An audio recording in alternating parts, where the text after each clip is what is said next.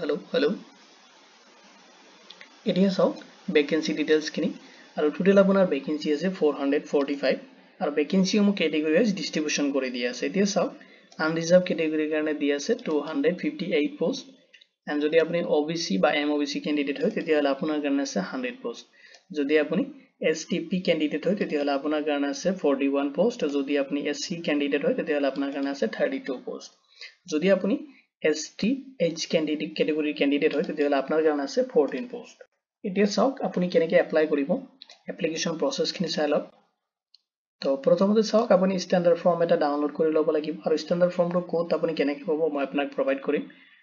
Standard ফৰ্মটো download কৰিব তাৰ পিছত আপুনি ফিল আপ কৰিব লাগিব স্ট্যান্ডাৰ্ড ফৰ্ম আৰু ফিল আপ কৰাৰ পিছত আপুনি এটাষ্ট কৰিব লাগিব ৰিকোয়াৰমেন্ট ডকুমেন্টস খিনি যিখিনি ডকুমেন্টস আপোনাৰ লাগিব।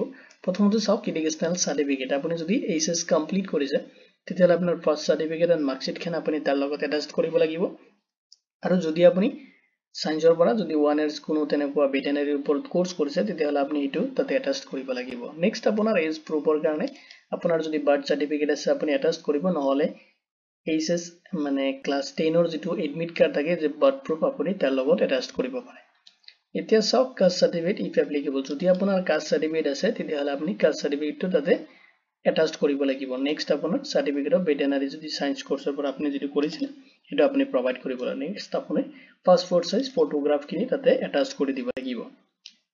এটা সব এপ্লিকেশনটো আপুনি সাবমিট কৰিব লাগিব যেটো আপোনাৰ directorate of animal husbandry and veterinary Assam আছে আৰু আপোনাৰ যেটো লোকেশন হয় আপুনি বাই পোষ্ট কৰিব পাৰে ডাইৰেক্টৰেট অফ আসাম যেটো directorate of animal husbandry veterinary Assam যেটো আপোনাৰ আছে চিনিগুটি গুৱাহাটীত।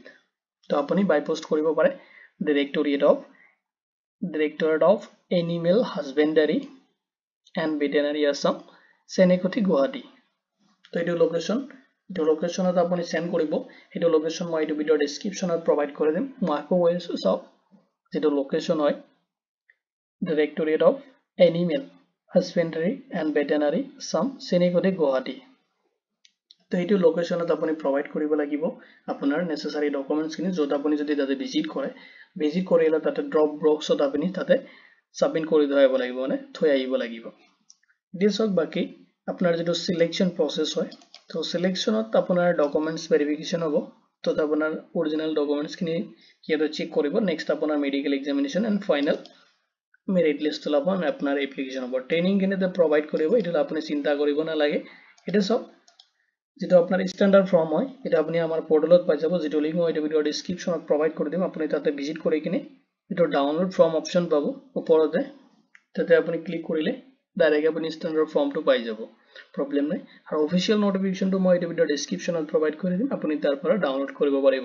এটা অফিশিয়াল ওয়েবসাইট হয় আপুনি ভিজিট কৰিব পাৰে যেটো আপোনাৰ এনিমেল হাজবেন্ডাৰী এন্ড ভেটেনাৰী যেটো অফিশিয়াল ওয়েবসাইট হয় যেটো লিংক মই এই ভিডিও ডেসক্ৰিপশনতো প্ৰভাইড কৰি দিম। যদি কিবা কোৱেশ্চন থাকে আপুনি এই ভিডিও কমেন্ট সেকশনত কমেন্ট কৰি দিব। তো ভিডিওটো চোৱাৰ বাবে ধন্যবাদ দি কিনে আজিৰ ভিডিও ইমানতে সামৰিছো।